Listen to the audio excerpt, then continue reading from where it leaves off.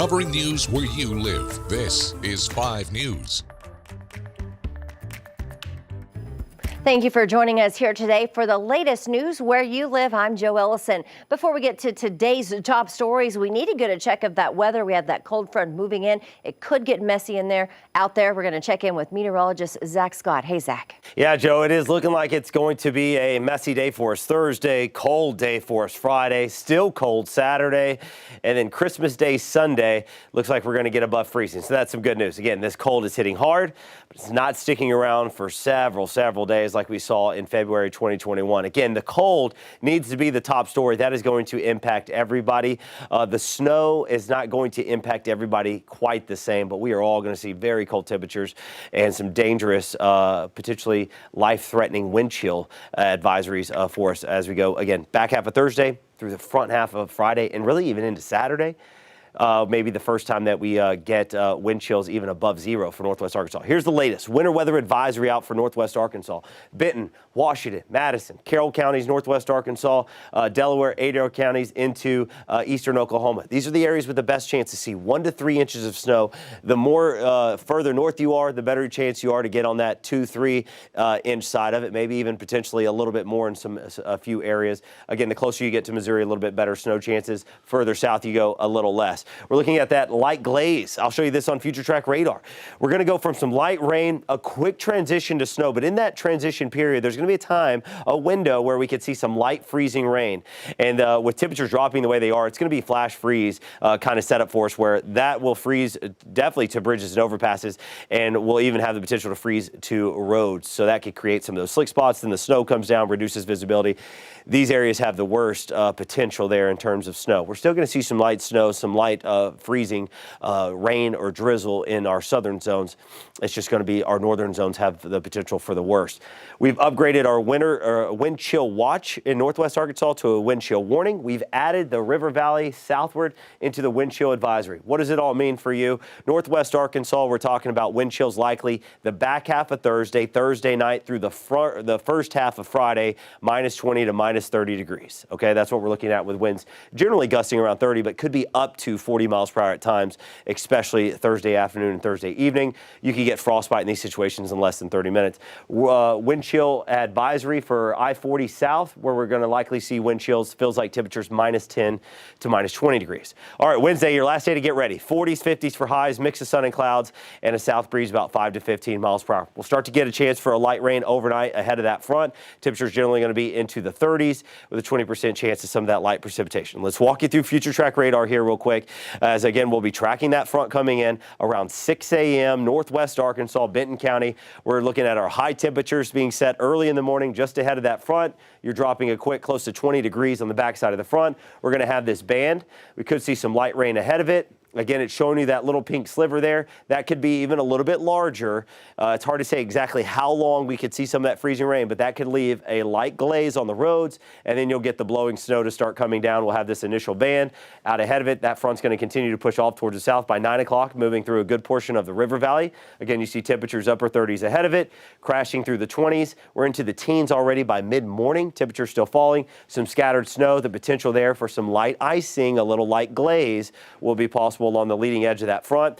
By now, we're really cold from the surface all the way through the atmosphere. We're transitioning to all snow, scattered snow, flurries, scattered snow to the south. We have a better chance for a more moderate band of snow to move in as we go through the morning into the early afternoon hours. Again, look at these temperatures. Snow's coming down. Temperatures are dropping into the single digits.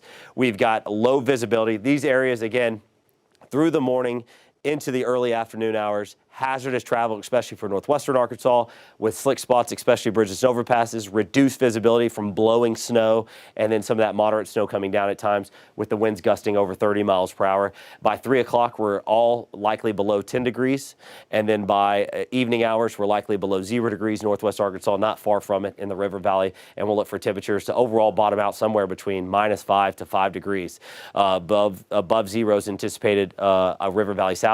will likely fall below 0 as we get off towards the north. Snow totals have not changed. Joe, we're still looking at snow fall potential of a dusting to an inch at I-40 south with 1 to 3 inches north. Again, blowing snow starting as early as 6-7 a.m. Hazardous travel through the a.m. hours, early afternoon, and then again it'll be closer to 8-9 o'clock. That's when we'll have the best chance for hazardous travel into the early afternoon hours for areas off towards the south. All right, thanks so much, Zach. Now, the road crews, they're already preparing today for this. In Benton County, they started treating roads and bridges to help reduce freezing at those trouble spots. They're urging drivers to stay off the road Thursday night and Friday morning if they can when the storm hits. They say due to the potential for some dangerous driving conditions out there. It's just going to blow it everywhere and potentially cause some whiteout conditions, and it's going to make it difficult for drivers to see. It's also going to make it difficult for our crews to see while they're plowing. Now, with the system affecting much of the country this Christmas, AAA says it may be a good idea to rethink your departure time if you're planning on starting your Christmas trip Thursday or Friday. And the cold weather is arriving when many will be away from home for the holidays. We spoke to Paschal Air Plumbing and Electric to get some ideas on what you can do to protect your home from the frigid temperatures expected tomorrow.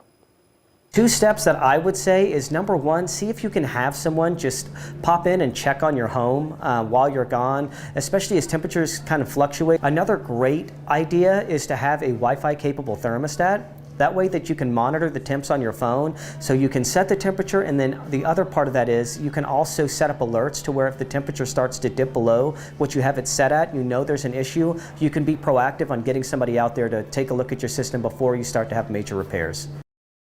And ahead of this Arctic blast, local organizations are working to help anyone needing shelter from the cold this week. Seven Hills Homeless Shelter says they plan to extend their hours if wind chills dip below -15 degrees.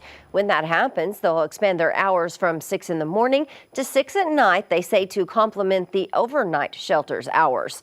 Seven Hills CEO Mike Williams says it's important to provide around-the-clock options because temperatures that low can have potentially life-threatening consequences.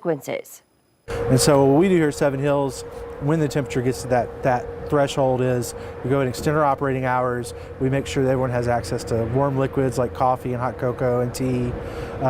We provide warm meals, breakfast and lunch on those days. And then again, we extend those operating hours to make sure people have access to the indoors and heat and are able to stay warm.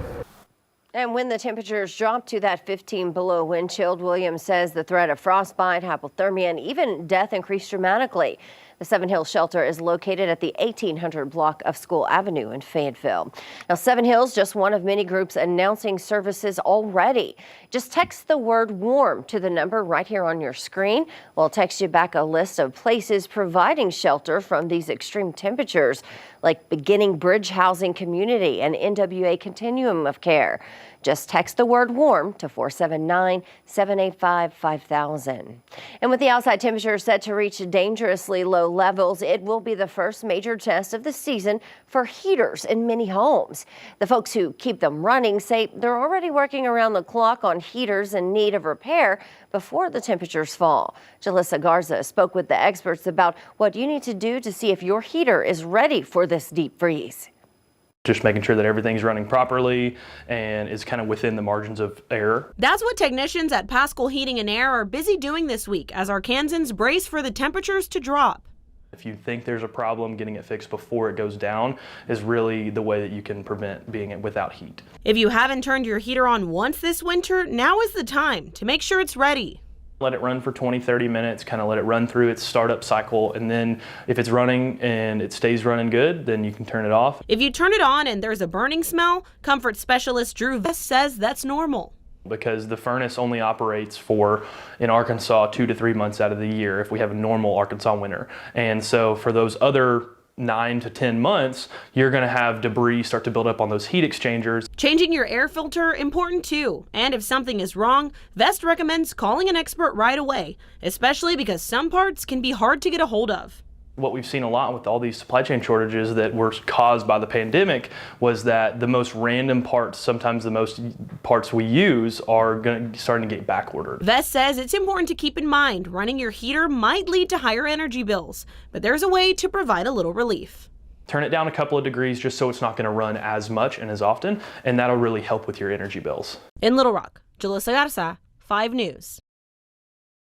In other news, the Johnson County Quorum Court meeting to discuss the future of Sheriff Jimmy Stevens. In a 7-4 vote, members voted in favor of requesting the sheriff to take official leave. Now, this comes after state police say he was arrested. They arrested Sheriff Stevens earlier this month and say they found drugs and pills in his patrol car. Now, in the arrest report, it said the arrest stemmed from an FBI investigation into Stevens in reference to corruption and illegal drugs. The court is asking him to turn in his gear and not contact anyone within the sheriff's office. However, while the members are asking him to take an official leave, the Quorum Court has no jurisdiction to remove any elected official from office. We have reached out to the sheriff for comment, but have not yet heard back. And we are learning more about another man from our area charged in connection with the January 6th breach of the U.S. Capitol building.